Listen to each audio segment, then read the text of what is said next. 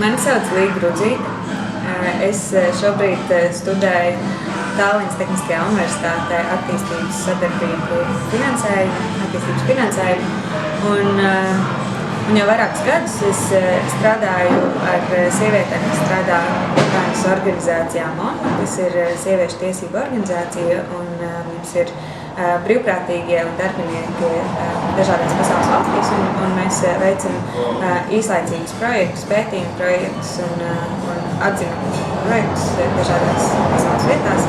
Tātad es biju Irākas nometnēs, es biju pagājušajā gadā aprīlī, un pēc tam septembrī es biju Rietumsakāras nometnēs Alžīrijā.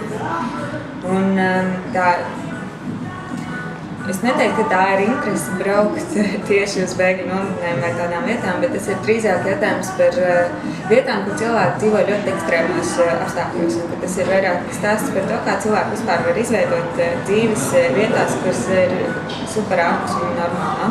Tie gadījumi ir ļoti atšķirīgi un atšķirās no katras bēgļu nometnes, jo viņas katra no tām tiek organizēta atšķirīgi, un arī katrā valstī tas atšķirās. Piemēram, es esmu mēģinājusi iekļūt arī afgāņu nometnē Irānā, un tur mēs drīkstējām tikt tieši līdz pirmajiem vārtiem un posteņiem, un tālāk tas bija valsts noslēpums, kas notiek iekšā šajā nometnē. Un arī tie, kas tur dzīvoja, viņi nedrīkstēja neko mums stāstīt kā ārzemniekiem par to, kāda ir dzīves apstākļi vai kas tur notiek.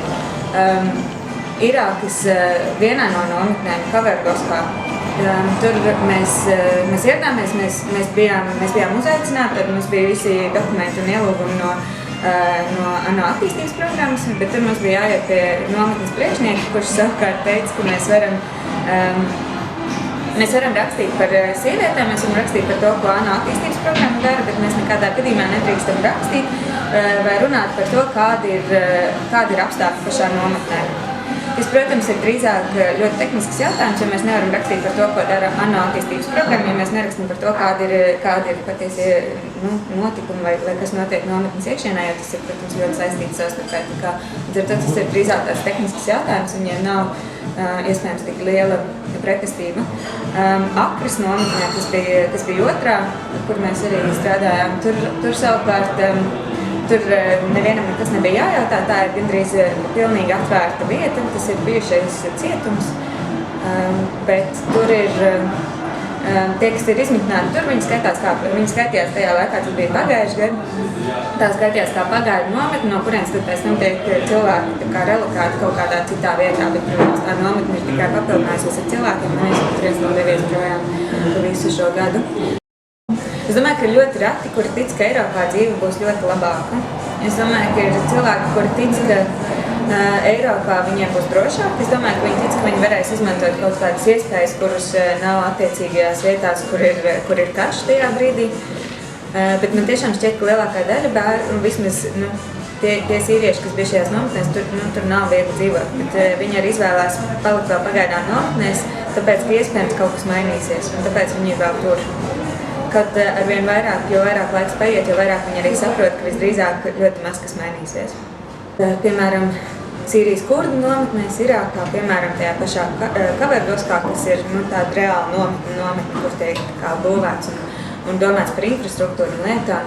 Tur ir katra ģimene, pagaidām katrai ģimenei tikai viens cilvēks varēja dabūt uzturēšanās atļauju Kurdistānā, lai varētu meklēt vispār darbu ārpus nometnes. Pārējiem visiem ir jāpaliek nometnē, viņi citādāk, ka viņi iziet no nometnes un kļūst par nelegāliem migrantiem, kas nozīmē, ka viņi ir apcietināmi un liekami cietumā. Tas nozīmē, ka vispārējie principā visu to laiku pavada nometnē, kas ir ļoti maza telšu pilsētiņa, 20,000 cilvēku, kas ir diezgan depresīvi. Un ir tādi, kur ir, protams, uzreiz izdomājuši veidus, kā ar to cīnīties vai kā cīnīties ar to bezdarbību, kas tur ir, un tur ir divas ielas, piemēram, pagājušajā gadā bija divas ielas, varbūt arī vairāk, kur ir izveidota veikali, kur ir kebabnīca, piemēram, kur tie cilvēki iegulda līdzekļus, meklē veidus, kā preces dabūt iekšā nometnē un kā veikt kaut kādas apmaiņas un lietas. Bet citādāk lielākai daļai, tur īpaši sievietēm un bērniem, viņiem ir diezgan ierobežotas iespējas vispār kaut ko tur darīt. Es vispār esmu kopš būšanas tur, es ļoti personīgi uztveru lietas, kas ir saistītas ar bēgļiem. Un tas iemesls, man liekas, ir tāpēc, ka man ir tāda sajūta, ka tajā brīdī, ja es atļaujos kaut ko, nevis ja es atļaujos, bet vairāk stāsts ir par to, ka es jebkurā brīdī arī varētu būt viens no bēgļiem vai bēglis.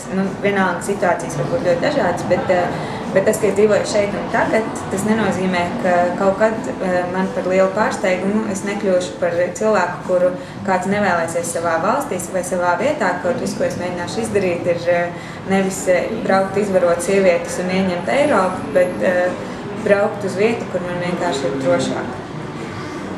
Un redzot to, cik ļoti lielākā daļa cilvēku, ar ko es runāju tur, sievietes, tas, ko viņas teica, viņām tas bija liels pārsteigums.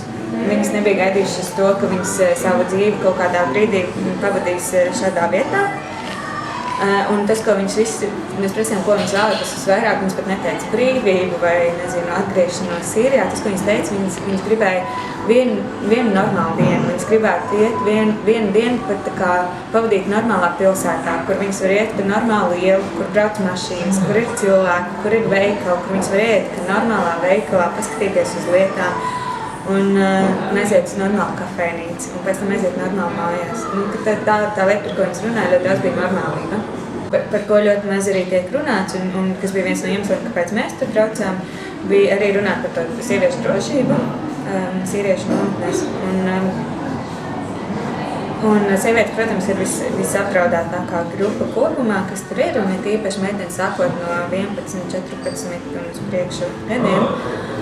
Un tā vardarbība jau nenāk tikai no viens ir paši tuvinieki, kas ir ļoti vardarbīgi, bet tie ir arī nometņu sargi, lielākoties policija, militāri personas, kas apsargā nometnes, un tie ir, protams, arī starptautiskā organizācija darbinieki, kas ir arī ļoti liels tabu jomā, bet kas ir arī ļoti reāli lietas, kas ļoti daudz notiek. Un ļoti bieži tas, kas notiek, ir ka šajās nometnēs, lai tu kaut ko dabūtu, tev ir kaut kas jādod pretī. Sievietēm tas, ko tu dod pretī, vai tas, ko no tevis pieprasa pretī, ļoti bieži ir seksuāli pakalpojumi. Un reizēm pat, ja viņas atsakās tos dot, tad no viņām tas tiek paņemts, neko nedodot arī pretī. Vēl aktīvāk par to ziņo cilvēki, kas ir tā sauktie pilsētu bēgļi, kas ir cilvēki, kur dzīvo nevis nometnēs, bet uzreiz pārvācās uz pilsētu un kā dzīvo tur.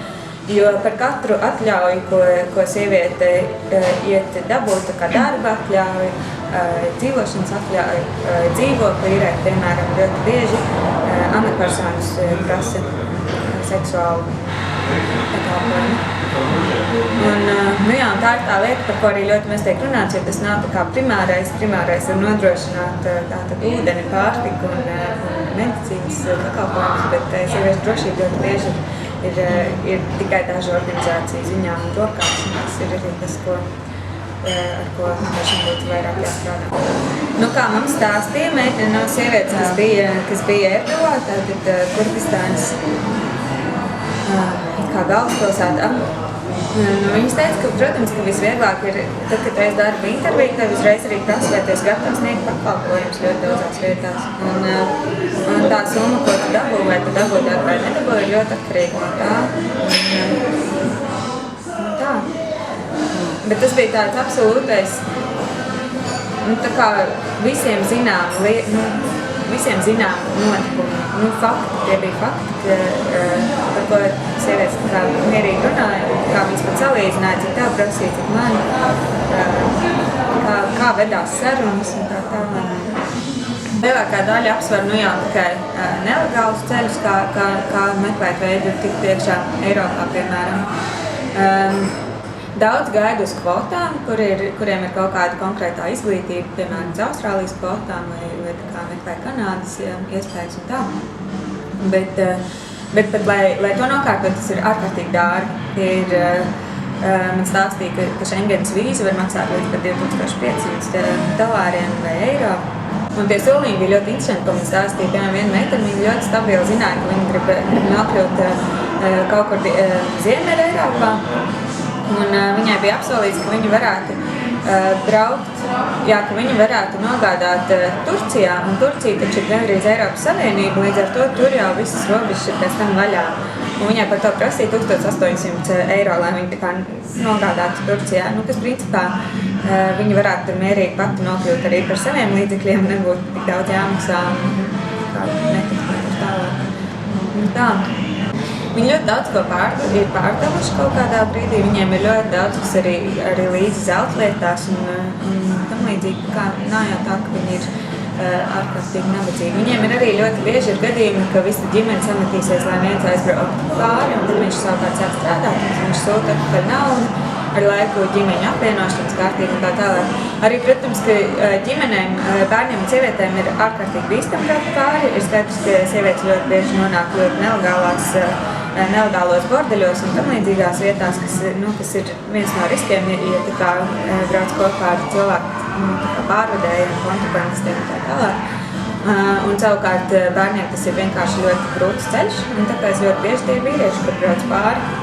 Un ar tādu domu, ka viņi pēc tam varēs apvienoties un ņemt ģimenes pie sevis, bet kamēr tas nenotiek, tikmēr viņi vismaz var sūtīt naudu atpakaļ.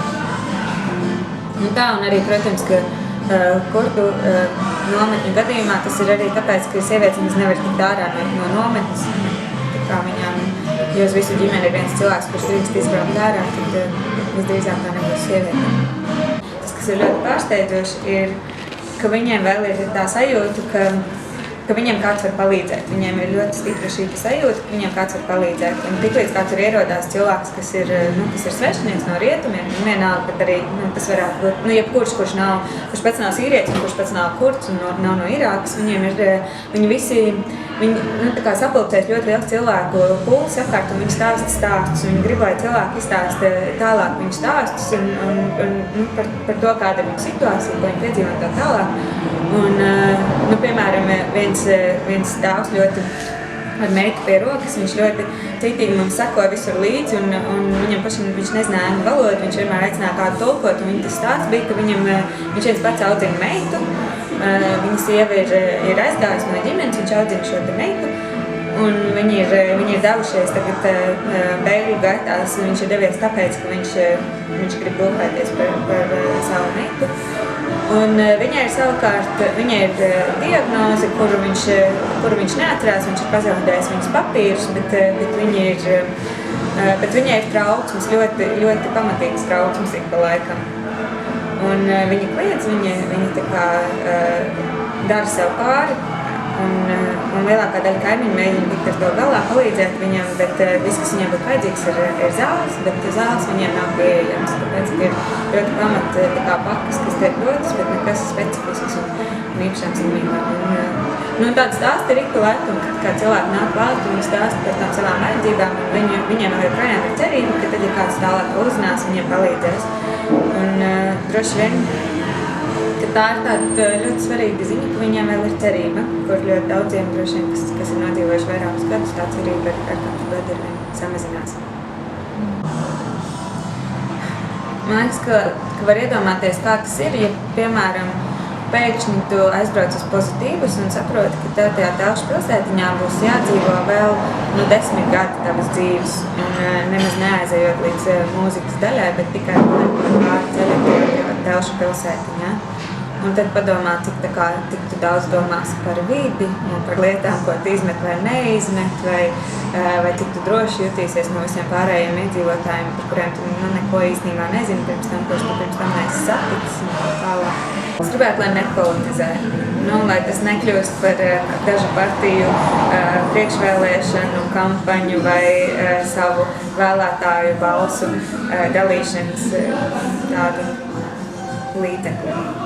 Es gribētu, lai ir mazāk arī populismu, un es droši vien arī gribētu, lai ir mazāk ļoti nepārbaudītu video un faktu un teicienu sabiedriskajā telpā. Tā skaitā mēs ļoti respektētos mēdījos. Man šķiet, ka līdz šim ir, Guardians ir diezgan labi rakstīts, es domāju. Tā, New York Times vai kaut kā, lielie tādi mēdī droši vien ir tie, kas ir, kuru vārds ir, kuriem īstenībā ir ļoti svarīgi, vai kā viņi izskan un kā viņi izskatās arī par savu datu ticamību un pārbaudu vispār. Mēs brauksim janvārī uz Libānu.